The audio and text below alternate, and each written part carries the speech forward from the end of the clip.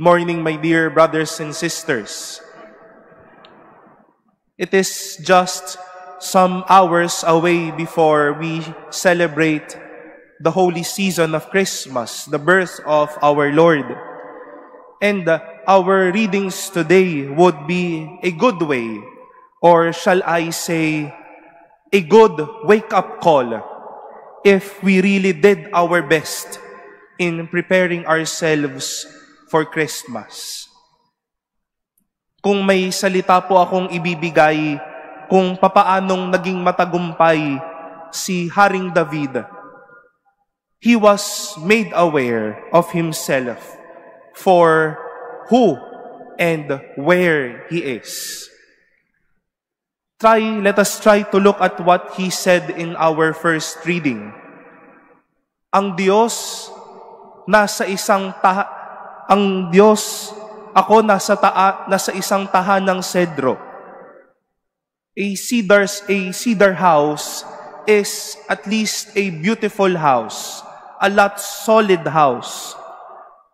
But then the Ark of the Covenant, the presence of God, is just inside a tent. A lot weaker place to be with.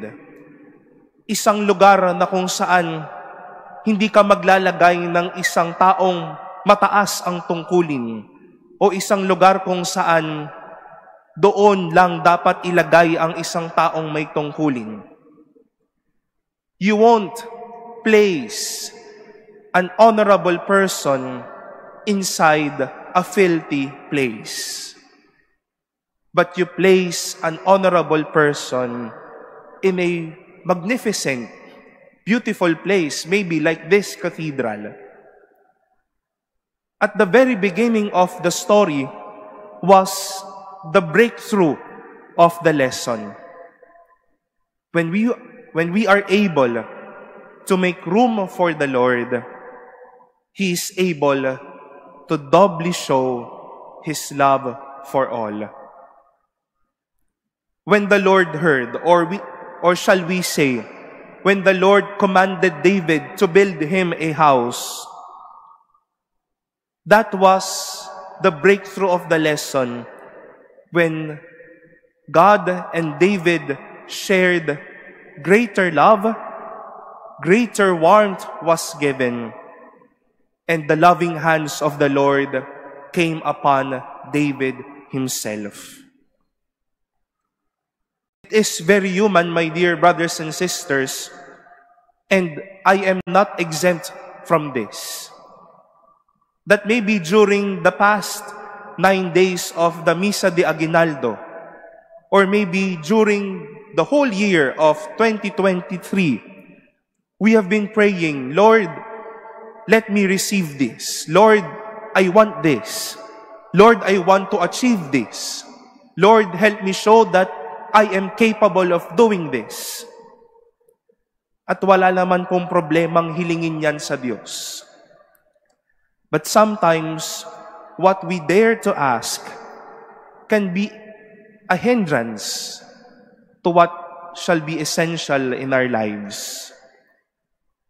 Nagnanais tayo ng mga bagay na magpapapuno, pero hindi man lang natin mahiling, Panginoon, Ikaw po yung gusto ko. Lord, it is You that I want. It is You that I want to fill the empty space in me. Lord, I have been placing You in tents of life, but I can't even have You in my life. This is the experience of the Blessed Mother in our Gospel, when she received the great vocation of being Mother of God. Maybe as a teenager, she received all great things. A loving family with Joachim and Anne, a peaceful life, and maybe as a cheerful girl, everyone loved Mary. Marahil well-provided siya. Mainit ang pagmamahal ng mga tao sa paligid niya. Name it. Kaya noong pagkakataon na para siya ay tawagin bilang maging ina ng Diyos, she might have thought, I have been blessed by God immensely. God has filled me with grace all over again. Bakit ko naman ipagdadamot ang aking sarili?